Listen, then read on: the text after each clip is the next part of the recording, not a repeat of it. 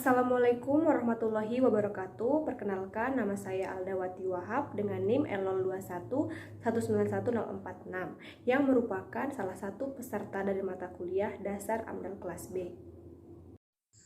Baik, langsung saja saya akan mempresentasikan kerangka acuan analisis dampak lingkungan pembangunan jembatan penghubung Pantai Seruni dan pelabuhan Mata Angin Bantaeng. Pertama-tama di sini saya akan menjelaskan tujuan umum dan khususnya.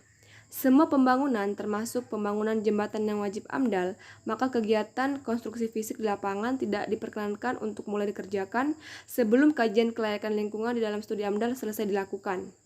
Adapun Pantai Seruni itu sendiri merupakan salah satu objek wisata di Kabupaten Bantaeng, Sulawesi Selatan. Tempat ini biasanya menjadi tujuan wisata masyarakat setempat. Dan pelabuhan Mata Angin itu sendiri merupakan pelabuhan yang dibangun untuk keperluan kelancaran transportasi laut dan perdagangan bagi warga setempat. Maka dari itu diperlukan penghubung di antara keduanya agar mempermudah proses perekonomian warga setempat. Pembangunan jembatan ini juga akan mempermudah beberapa kegiatan masyarakat yang menggunakan jalur ini, serta mempermudah akses dari pelabuhan menuju kota Bantaeng melalui Pantai Seruni. Selanjutnya yaitu jenis kegiatan dan aktivitas proyek. Yang pertama ada kegiatan pelingkupan yang meliputi tahap-tahap sebagai berikut. Yang pertama, pengkajian terhadap rencana kegiatan yang disampaikan oleh satuan kerja. Yang kedua, pelaksanaan tinjauan lapangan. Yang ketiga, identifikasi dampak potensi oleh masing-masing anggota tim teknis. Yang keempat, verifikasi hasil tinjauan lapangan yang dipadankan dengan hasil evaluasi dampak hipotetik. Dan yang terakhir, penyusunan laporan pelingkupan menjadi dokumen kerangka acuan studi AMDAL.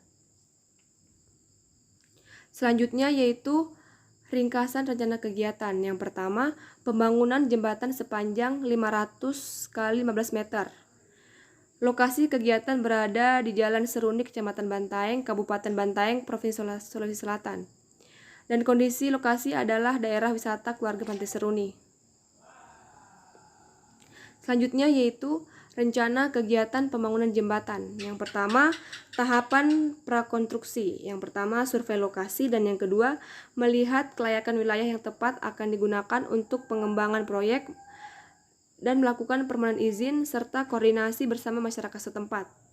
Selanjutnya yaitu konstruksi. Yang pertama, rekrutmen tenaga kerja.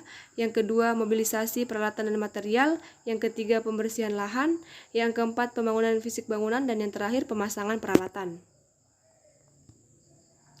Selanjutnya yaitu pasca konstruksi atau tahap operasi. Yang pertama, pembersihan bahan material bangunan. Dan yang kedua, pembayaran upah para pekerja juga dilakukan setelah berdirinya jembatan. Dan yang terakhir, setelah diyakini semua kondisi telah aman, maka dilakukan peresmian jembatan. Dan selanjutnya yaitu komponen lingkungan yang berdampak.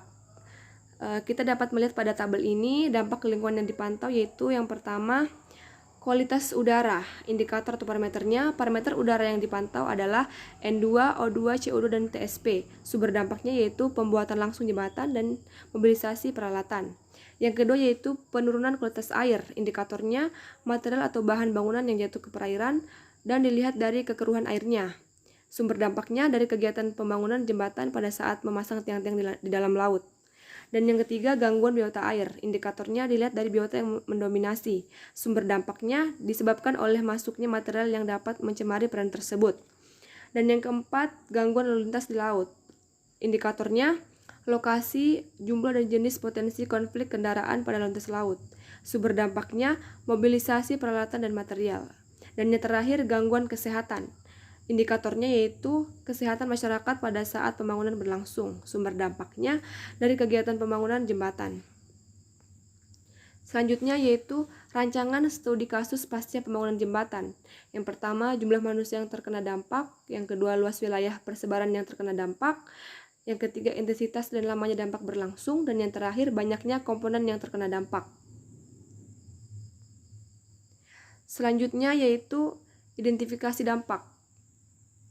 Yaitu komponen lingkungannya seperti komponen biogeofisik. Yang pertama, perubahan bentuk lahan yaitu pada tahap konstruksi. Yang kedua, penurunan kualitas air laut pada tahap konstruksi dan tahap pasca konstruksi. Dan yang ketiga, penurunan kualitas udara bersih pada tahap konstruksi dan tahap pasca konstruksi. Yang kedua yaitu komponen sosial ekonomi. Adapun yaitu yang pertama, perubahan pendapatan masyarakat terjadi pada tahap prakonstruksi, tahap konstruksi, dan tahap pasca konstruksi. Dan yang kedua, kesempatan kerja dan peluang berusaha terjadi pada tahap konstruksi dan tahap pasca konstruksi.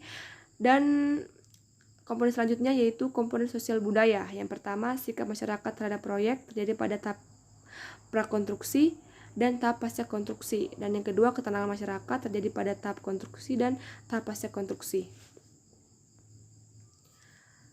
Dan yang selanjutnya yaitu batas wilayah studi AMDAL. Yang pertama, batas proyek, batas ekologis, batas sosial, batas administratif, batas wilayah studi, dan batas waktu. Di sini saya menampilkan ilustrasi jembatan yang menghubungkan Pantai Seruni dan Pelabuhan Matoanging. Selanjutnya yang terakhir yaitu tenaga ahli atau pakar yang dipakai. Tim teknis AMDAL khusus telah dibentuk melaksanakan proses pelingkupan, yaitu penyusunan dokumen kerangka acuan AMDAL yang terkait dengan pembangunan jembatan penghubung Pantai Seruni dengan Pelabuhan Matoanging Bantaeng. Adapun kepakaran yang dibutuhkan yaitu yang pertama ahli hidrooceanografi, yang kedua ahli kimia fisika, yang ketiga ahli biologi dan kelautan, dan yang keempat ahli sosek Butketmas. Dan yang terakhir saya akan menampilkan daftar pustakanya. Mungkin sekian yang dapat saya sampaikan. Kurang dan lebihnya mohon dimaafkan. Saya akhiri dengan wassalamualaikum warahmatullahi wabarakatuh dan terima kasih.